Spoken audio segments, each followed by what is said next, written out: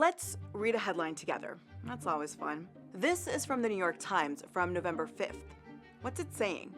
Are you immediately able to determine what happened? Who it happened to? Who did it? The New York Times headline is referring specifically to an Israeli airstrike on the small, extremely densely populated Al-Maghazi refugee camp in Gaza that killed around 50 people.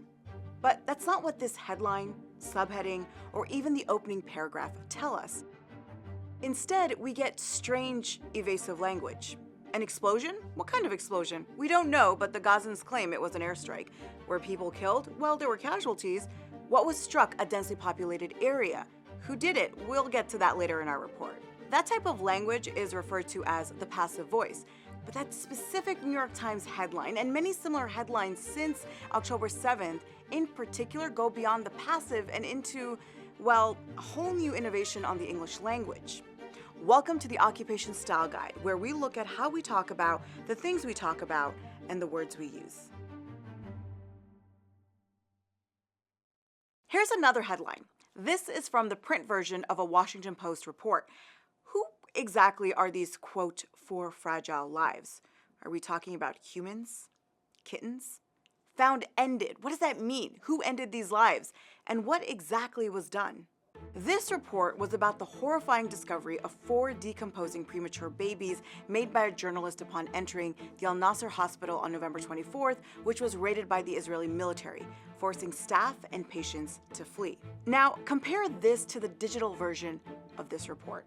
Here we see blame assigned, what happened, and who it happened to, all in very clear terms. And that's the entire point of a headline. Headlines, subheadings, and opening paragraphs are meant to give you the gist of the reporting before you can delve into the details. But there's an exception, it seems, whenever it comes to discussing Israeli war crimes and violence against Palestinians. We find time and time again that headlines in particular, which aren't afterthoughts in a newsroom but carefully considered and selected, end up serving to obscure the reality of Israeli violence, whether in situations like the current Israeli assault on Gaza or in the greater context of the occupation itself. And what this language that doesn't specify who did what to whom does is that it absolves the subject Israel of its aggression. Like this headline from CNN, which referred to an Israeli soldier as a, quote, man in military fatigues, while clearly showing video evidence of him being a soldier and saying in the article itself that the attack was confirmed by the Israeli army. Passive language also makes the victims of Israeli aggression, the Palestinians, either invisible when they're not mentioned or pathetic victims of unnamed violence that's just a part of their existence, like they've experienced a natural disaster versus atrocities at the hands of the Israeli military. Increasingly, the health, the sanitary situation in Gaza, particularly in the south, is getting worse. Another series of airstrikes rained down on Khan Yunis today.